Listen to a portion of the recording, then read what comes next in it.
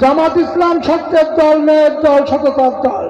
জামাত ইসলাম কোনো চাঁদাবাজি করে না, টেন্ডারবাজি করে না, কোনো গাছ দখল করে না, কোনো বাড়ি দখল করে না, কোনো গ্যাস দখল করে না।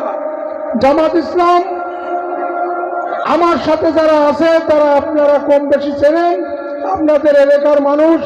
এরা কি কোনো জায়গায় চাঁদাবাজি করে দেখেছেন আপনারা?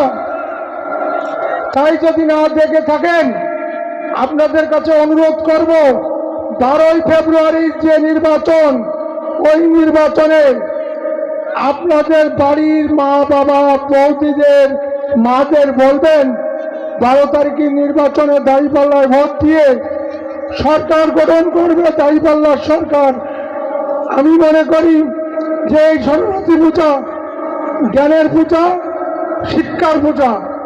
এই মা সরস্বতী জ্ঞান দান করুক, এই মা সরস্বতী দাঁড়িপাল্লাকে বিজয় নিয়ে সংসদে যাক। জামাত ইসলাম সংসদে যে সরকার গঠন করলে খুলে